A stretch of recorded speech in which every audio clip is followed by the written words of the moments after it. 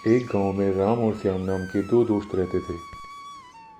राम गरीब था, फिर भी वो एक ईमानदार इंसान था। उसके पास जो भी था वो उसी में खुश रहता था। लेकिन श्याम बहुत ही अमीर और चतुर लालची आदमी था। राम गांव के ही एक सेठ की बकरियां चरा के अपना लालन पालन करता था।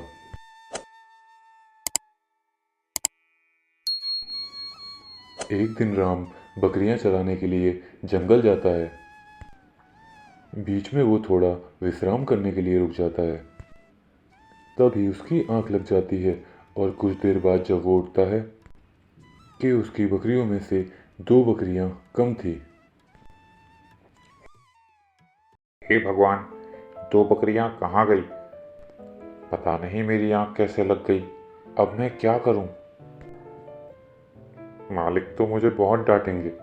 ऐसा करता हूं कि इन बकरियों को मालिक के पास छोड़ आता हूं, फिर देखता हूं। राम उन बकरियों को घर ले जाता है। फिर बकरियों का मालिक देखता है कि दो बकरियां कम हैं। ये क्या, मेरी दो बकरियां कहाँ हैं? मालिक, मेरी बकरियां पता नहीं कहाँ गई। मेरी आंख लग गई थी और उठा तो देखा कि दो बकरियां गायब थीं।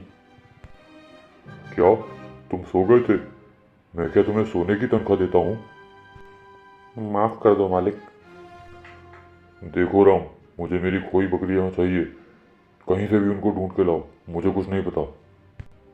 जी, जी, जी मालिक। कहाँ होंगी बकरियां?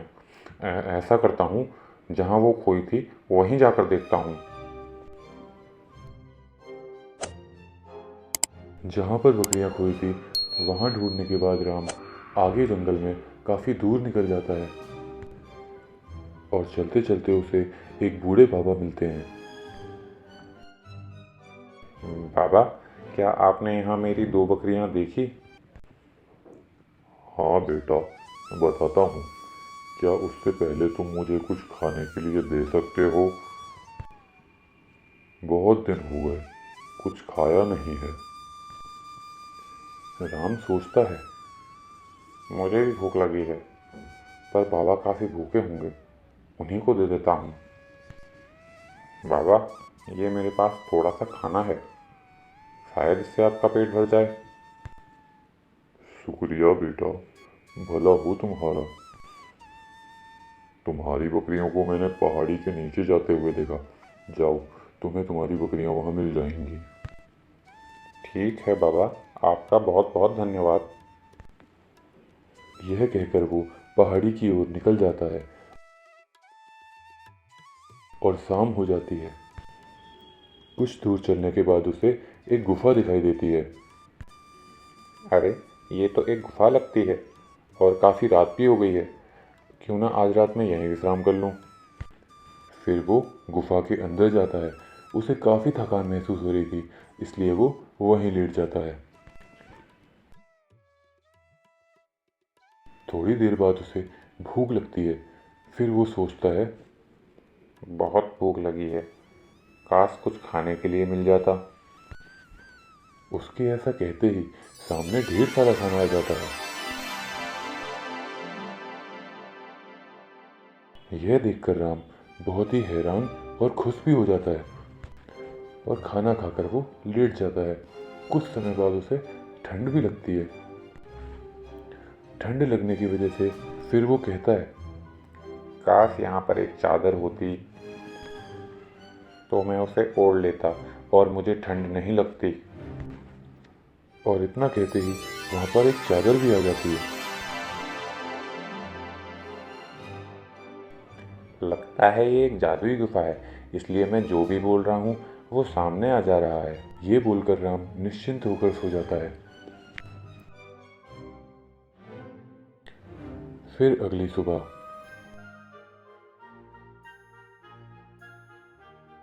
कल रात जो हुआ वो सपना था क्या? अरे नहीं नहीं, ये चादर तो यहीं दिख रही है। मुझे तो ये जादुई गुफा लग रही है। अगर मैंने इस गुफा से मेरी बकरियां मांगी तो क्या वो मुझे मिल जाएंगी? एक बार फिर से कुछ मांग कर देखता हूँ। वो गुफा से कहता है, हे जादुई गुफा, मुझे मेरी खोई हुई बकरियां दिला दो, तुम्हारा बहुत बहुत उपकार होगा। फिर वो देखता है कि गुफा के बाहर वो बकरियां आ जाती हैं। फिर वो काफ़ी खुश हो जाता है और खुशी खुशी वापस चला जाता है और बकरियां मालिक को दे देता है। अगली सुबह राम अपने दोस्त श्याम को उस गुफा के बारे में सारी बातें बताता है। यह सुनकर श्याम के मन में लालच आ जाता है। अरे, ये राम तो बड़ा ही मूर्ख निकला। सोना चांदी मांगने की जगह 2 बकरियां मांग कर आया है। बुद्धू कहीं का।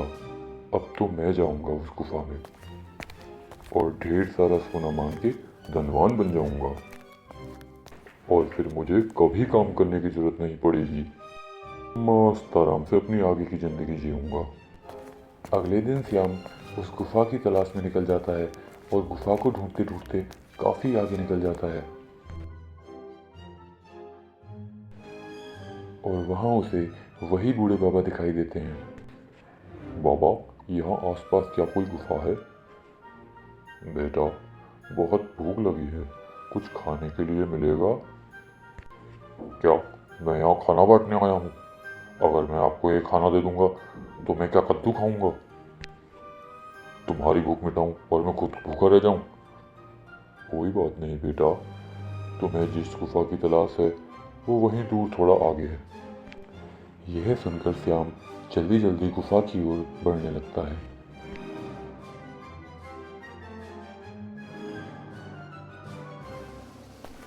और गुफा के अंदर जाता है। अंदर जाते ही वो गुफा से कहता है, हे गुफा, मुझे ढेर सारा सोना दो, इतना सोना दो कि मैं जल्दी से धनवान बन जाऊं।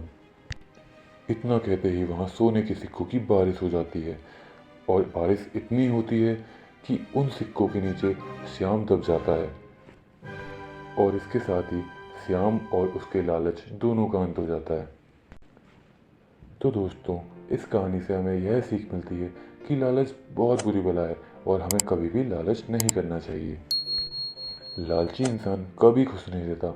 वो कितना भी परिश्रम कर ले, उसमें उसे कभी सफलता नहीं मिलती।